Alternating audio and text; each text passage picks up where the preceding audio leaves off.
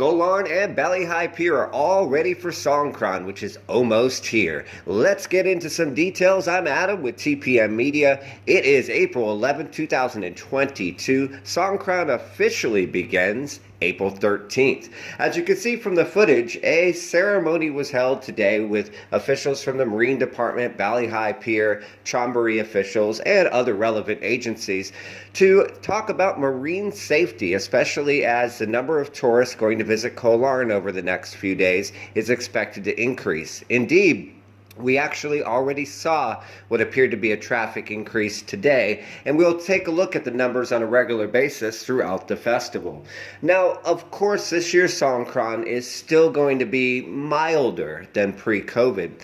Of course, it's going to be better than, say, 2020 when the festival was completely canceled and all travel was locked down, or last year when there was an alcohol sales ban and bars, which technically are legally still closed but are now open as converted restaurants, were not open last year.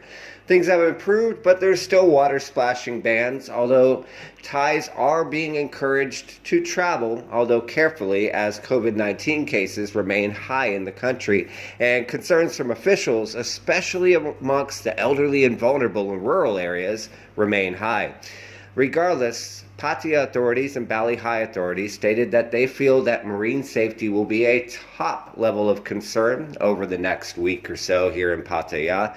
They also stated they'll be looking for small speedboat drivers and others who may be celebrating a bit too much on alcohol, which technically they're asking people not to drink this year, although they admitted they believe that that will not be widely followed by many. They'll also be looking to make sure that the rules, such as no public water splashing, will be followed in and around the Koh Larn area, as well as, obviously, in Bali and public areas. The big festivals of prior years, like on Beach Road, are canceled this year. We've been asked if people can throw water in private, like at their private villa or house. Absolutely. Private areas are not banned unless you're throwing a massive event, which you need permission for and have to go through a bunch of steps from authorities. What's banned is public water throwing. The chaos, as some would call it, of years past, of tens of thousands of people in pickup trucks throwing water at each other, people lined on every roadside, every bar throwing it at each other. That's technically banned this year. As for what will actually happen, we'll see.